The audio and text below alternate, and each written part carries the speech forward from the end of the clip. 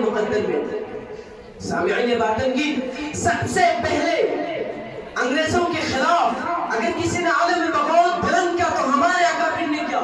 راستے کی غربت و دوری سے بے فکر اور چپ راست کی طرف التفات کے بغیر ذہنی و فکری پریشانی سے لاپرواہ اور راہوں کے خطرات و مساوئ سے بے خبر ہو کر ملک کی آزادی کے تلاش میں کبھی ہم نے پھانسی کے پنڈوں کو چوم کر منزل کا نشان پوچھا، کبھی ہم نے ریوالور کی لبلبی پر انگلیاں رکھی، کبھی ہم نے برسر عدالت تمہیں آزادی سنایا، کبھی ہم نے حجاز مقدس اور ترکستان کی خاک نشینوں کا اپنا نصب العین بنایا، کبھی ہم نے مالٹا کی کوٹریوں کا اپنا وطن بنایا۔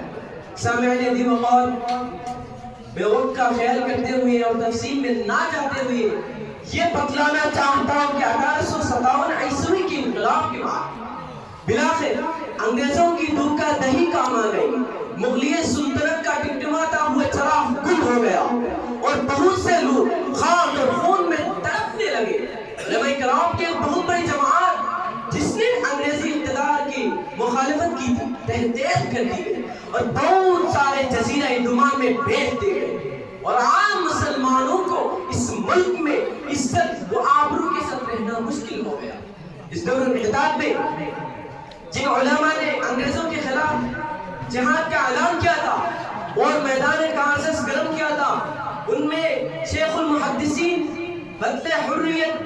امام انقلاب مولانا شیخ الہند مولانا محمد الحسن دیوبندی کی شخصیت جو ایک ہی وقت میں سپہ سالار بھی تھے، رداکار بھی، درویش حق پرست بھی، صوفی خداوست بھی، اسباب آسائش کے فقیر بھی تھے اور دولت اخلاق نبوی کے امیر بھی۔ اور ان علماء میں حجت الاسلام مولانا قاسم نانوتوی رحمت اللہ علیہ، عالم ربانی مولانا رشید احمد گنگوی رحمت اللہ علیہ، حافظ ضامن شہید تانوی رحمت اللہ علیہ، مولانا منیر صاحب نانوتوی اور ان بزرگوں کے دوسرے احباب و انصار تھے۔ دوستو یہ وہ کارنامے ہیں جنہیں تاریخ کبھی فراموش نہیں کر سکتی۔ اگر یقین نہیں ہے تو جاؤ مالٹا کے دربار سے پوچھو شیخ الہند محمود الحسن کون تھے،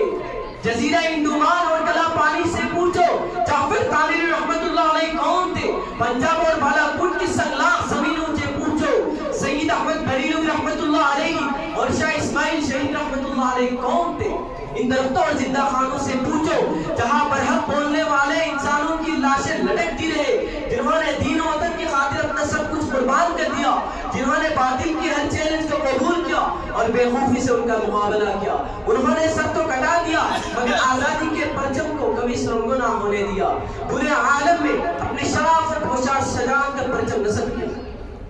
اس طرح صدیوں کی غلامی کے بعد ہمارے اکابرین کی قربانیوں کی بدولت 15 اگست 1947 عیسوی کو ہمارا ملک انگریزی اقتدار سے آزاد ہوا۔ مدت الدهور وما اتينا بمثله ولقد اتى فعجزنا عن نظرائه۔ لیکن آزادی کے فوراً بعد یہ حقیقت کھل کر سامنے آئی کہ یہ آزادی حقیقت میں ہمارے لیے جدید غلامی کا پیغام تھی۔ نئے سیاست دانوں کی آمد ہمارے لیے مظلومیت پیش خیمہ تھی۔ ذرا اٹھاؤ تاریخ اور بتاؤ کل اور آج غلامی اور آزادی میں کیا فرق رہا۔ ملت کے غیرت مند فرزندوں جسے معلوم تھا کہ جس دیش کو ہم نے گہوارِ امن اور مرکز علم و فن بنایا، تاج محل کی خوبصورتی قرآنائی سے جس کو سوارا، جامع مسجد کی پاکیزگی سے جس کو نوازا، قطب مینار کی بلندی سے جس دیش کا معیار بلند کیا اور لال قلعہ کی عظمتوں سے جس کو سرفراز کیا، آج وہی دیش ہمارے لیے جہنم کا ڈھا بن جائے گا۔ امت مسلمان کے غیور فرزندوں ان حالات اور چیلنجوں کا سامنا کرنے کے لیے اپنے اندر ایمان کی نئی روح، دلوں میں یقین کی طاقت، بازوں میں تلواروں کو تھامنے کی قوت اور دفاع اسلام کے لیے میدان میں اترنے کی ضرورت ہے، جس کے نتیجے میں ہمارا مستقبل خود بخود سنور جائے گا۔ میں اپنی تقریر کو ایک دو شعر کے ساتھ ختم کرنا چاہتا ہوں۔ احساس اگر ہوتا